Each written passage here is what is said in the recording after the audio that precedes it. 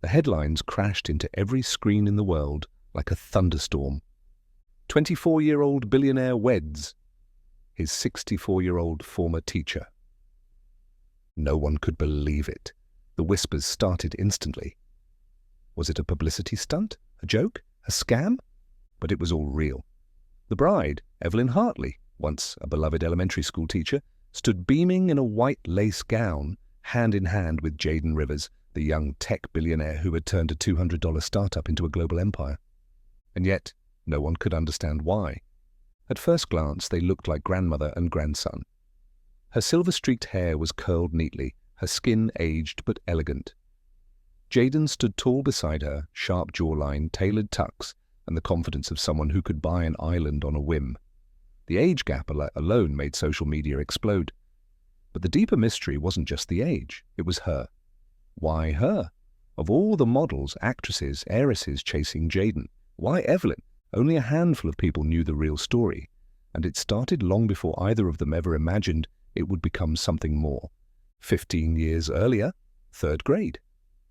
Jaden was just a quiet 9-year-old kid in oversized sneakers, too shy to raise his hand and too bright to stay unnoticed. The school was run down, the halls echoed with squeaky shoes and chatter, but room 12 was different. That was Evelyn Hartley's class, a sanctuary of calm in a chaotic public school. Evelyn, then in her late 40s, had a strict but loving reputation. She didn't tolerate disrespect, but she saw through every child like glass, and she saw something rare in Jaden. He didn't have friends, he didn't speak much, but his notebooks told a story, hand-drawn diagrams of machines, computer sketches copied from books at the library, and long essays that seemed far too advanced for his age. One day, she stayed behind after class. "You don't belong here," she told him softly. "You're meant for more." From that day, Evelyn began giving him books far beyond the school's curriculum, books about programming, design, entrepreneurship. She even spent her own money buying him a refurbished laptop. No one knew, not the school, not his parents. She believed in him when nobody else did. Present day. Wedding day. As the newlyweds walked down the aisle in a private Tuscan estate, whispers followed them like a shadow. His best friend, Leo, pulled him aside right after the ceremony. "Jaden, what are you doing, man? Be honest. What is this?" Jaden gave him a half-smile. "It's not what you think." "So what is it? A thank you? A test? Some twisted revenge on all those gold diggers?" "You'll understand. Just not yet." He turned and walked back to Evelyn, who stood alone under a blossoming tree, watching guests pretend not to stare. Flashback, age 17. Jaden had built his first software at 15. By 17, he was selling it to investors. But it wasn't smooth. He hit a wall, mentally, emotionally, legally. He was nearly destroyed by a lawsuit from a former partner. His parents were no help. The pressure was insane. He disappeared for a week. Evelyn found him. Yes, she had long retired by then, but he remembered her kindness. He still had her number from years ago, tucked away in an old school book. In a panic, he called, and she came. No questions. Just a long drive across the state and a knock on the door of the cheap motel he'd been hiding in. She didn't scold him. She sat, listened, and told him the same thing she did when he was 9.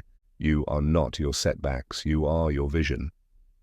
She gave him strength, belief. And that night, something inside Jaden changed forever. Present day, honeymoon villa. They sat in silence overlooking the vineyards. Evelyn sipped her tea. Jaden typed on his tablet, finalizing a contract worth millions. "Do you regret this?" she asked suddenly. He looked up. "Regret marrying you?" "Yes." He paused. His eyes didn't waver. "Number. You've always been the only real thing in my life." She gave a soft smile, then stood and walked away. But something lingered in the air. A question. A secret.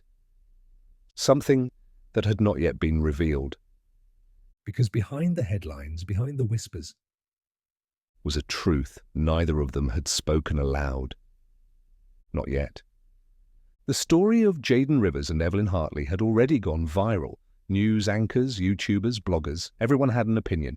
Some called it disgusting, others romantic, but no one really understood. And that was exactly how Jayden wanted it. But the truth? It was stranger, deeper, and more dangerous than anyone could imagine. 3 days after the wedding, Tuscany. The villa was ancient and beautiful. Every corner smelled like lavender and old stone. But Jayden wasn't relaxed, not at all. He waited until Evelyn fell asleep that night. Then he left the bedroom, barefoot, walking quietly down the marble hallway with only a small flashlight in his hand. He opened a door at the end of the hall and stepped into a private study, once used by the estate's former owner, a silent film star from the 1920s. He locked the door behind him. Then he opened his laptop. A red window blinked across the screen. Private channel open, encrypted link active. And then a voice. Robotic. Scrambled. "You're late, Rivers!" Jayden leaned forward. "The plan is in motion." Does she suspect? She still thinks this is about gratitude, or maybe love, but it's not. Not really. There was silence. Then the voice returned. "You sure she has it?"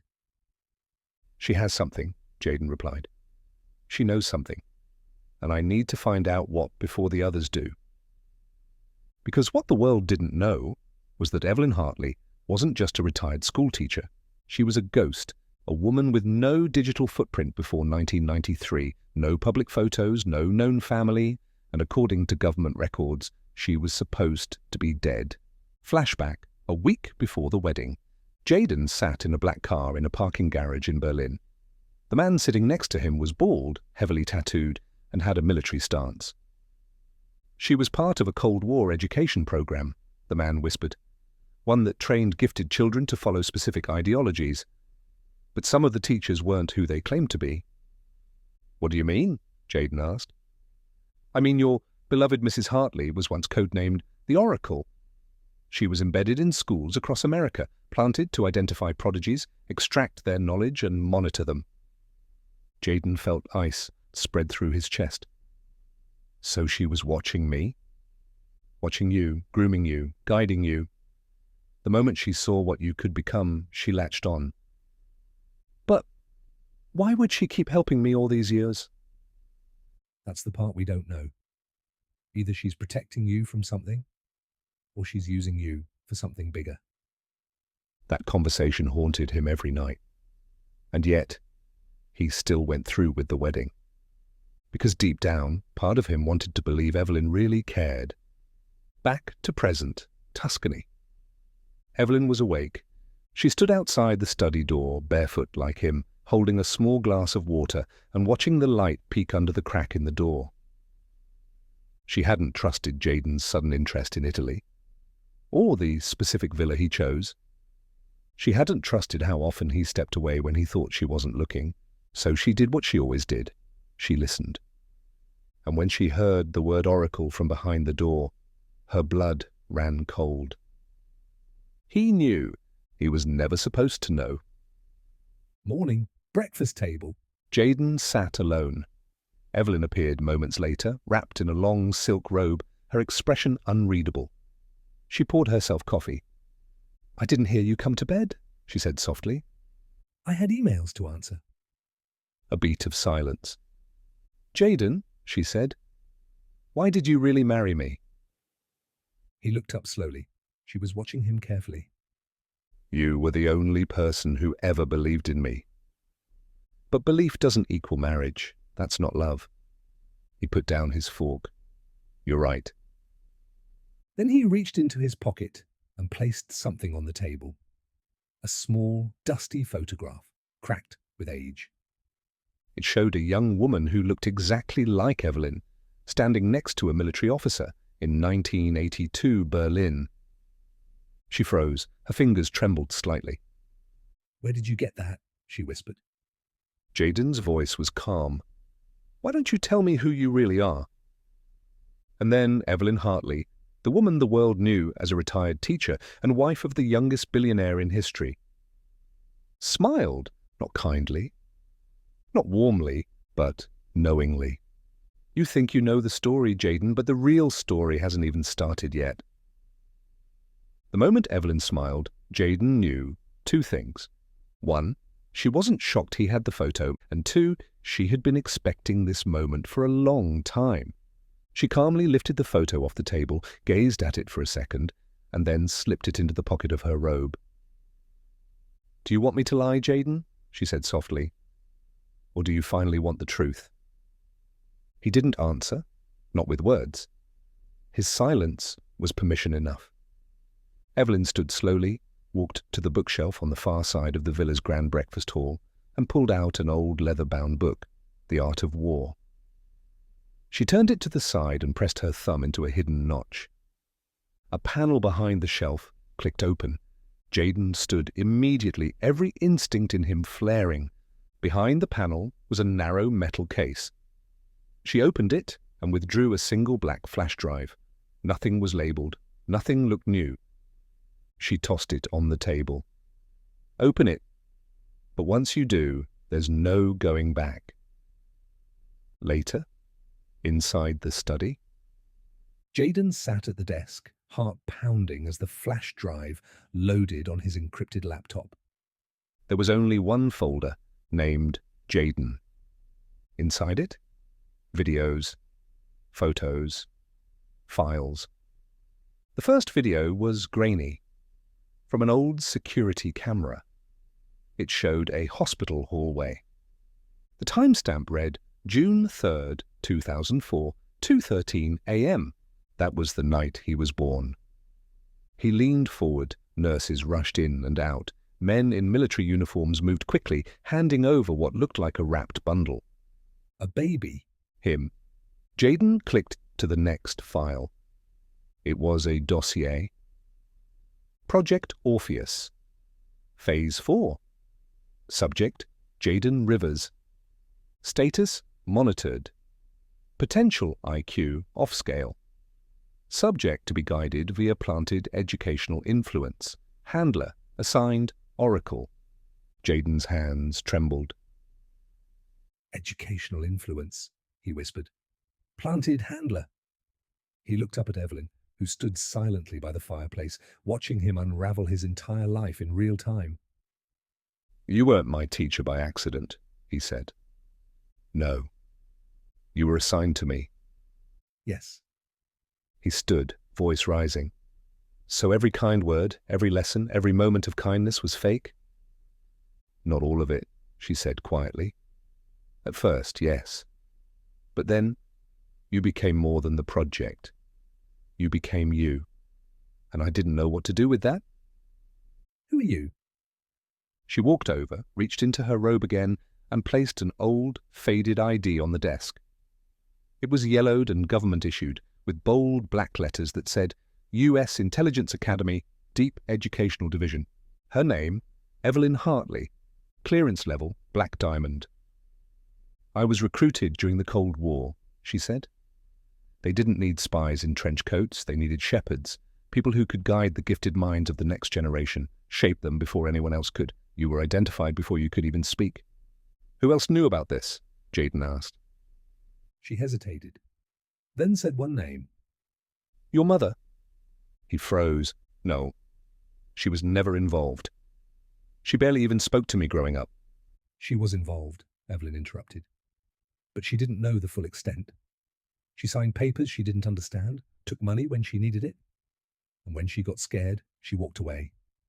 Everything Jayden believed in began to collapse. His company, his genius, his entire empire, built on an identity that was engineered. "So why did you marry me?" he asked, voice now trembling. Evelyn looked at him for a long time, then said something he wasn't expecting. "Because you were never supposed to survive Project Orpheus. You were supposed to break, to be controlled." "But you didn't. You built something no one expected, and they were going to destroy you for it." "Who?" he asked. "Who's they?" She looked him straight in the eye. "The same people who activated me again 6 months ago, the ones who told me to get close to you, again, but I didn't do it their way. I married you to protect you, and now they think I've turned." Suddenly, crack! The villa window shattered. A single bullet buried itself into the bookshelf behind Evelyn. She dropped. Jaden threw the table over and yanked her behind it. "Go back! Now!" she shouted, crawling toward the study. He grabbed the flash drive, the laptop, the fake book, and followed. Evelyn yanked a painting from the wall in the hallway, revealing a narrow stone staircase. "They found us," she said. "We don't have much time." "Who found us?" "The same people who created you, the ones who want you erased." As the two disappeared into the hidden passage beneath the villa, the camera feed from the drone above recorded everything. A voice on the other end whispered, "Target has made contact. "Initiate Phase 5. The hidden tunnel beneath the villa twisted like a snake through the earth, dark, cold, and full of secrets. Jaden's breath was heavy, his mind even heavier. The woman he had just married, the woman who once taught him how to spell courage, had just confessed to manipulating his entire life, and now she was trying to save it. "Where does this tunnel lead?" he asked, gripping the flashlight with one hand and the laptop bag with the other. "To a landing strip," Evelyn replied, moving ahead with the speed of someone half her age. "There's a jet waiting." A jet? You planned this? "I always plan for betrayal. I just hoped it wouldn't come to this." As they emerged into a forest clearing at the base of a hill, a sleek black jet sat ready on a hidden strip of tarmac, its engines already whispering. A single pilot waited by the open door. "How long do we have before they find this?" Jaden asked. Evelyn looked at the sky. "Not long. Maybe 10 minutes." They ran toward the jet. But Jaden stopped halfway and turned to her. "Number not yet. Not until I understand what this really is." Evelyn paused, her face tight with panic, but nodded. "You were created," she said. "Not biologically, but socially, mentally. They identified you in the womb, genetic markers, neural patterns. They believed you could be the key to controlling a generation of thinkers." "Controlling them how?" "By guiding your success, by making you a symbol. Someone others would follow. If they controlled you, they could shape the direction of innovation, culture, even governments. All through influence. So the company I built..." They let it happen? At first? They fed it behind the scenes, watch lists, quiet funding. They even killed your early competition? Jaden's stomach turned. No, I built it. I struggled. I failed and rebuilt. "You did," Evelyn said. "But they removed barriers. They didn't create your mind. They just cleared your path. You were the test, the world's first fully monitored prodigy. Then why try to kill me now?" Because you did something they didn't expect, Evelyn said. You turned against their ideals. You used your platform to fight corruption, to expose systems. You weren't following the script anymore. He felt dizzy, like his whole existence had been engineered. "And you?" he asked. "What were you supposed to do?" She looked him in the eyes. "Kill you if necessary." The words hit like a slap. He stared at her in horror. "But I didn't. I couldn't. Not because I'm noble, but because for the first time in decades I believed in someone." A drone buzzed above them. Too close, too fast. Evelyn shoved Jaden toward the jet. "Get on, now!" "What about you?" he shouted. "I'll buy you time." "No, Evelyn!" But before he could stop her, she turned and sprinted toward the trees with a small device in her hand. She activated it. EMP pulse. The drone above short-circuited and fell like a bird shot mid-flight. Jaden was forced onto the jet by the pilot. The doors closed, and as the engines roared, he watched Evelyn vanish into the woods. 2 days later, Iceland. Jaden stared at the ocean from a cliffside cabin, the flash drive still clutched in his hand. He had started decrypting more of the files Evelyn left him. Names, locations, operations.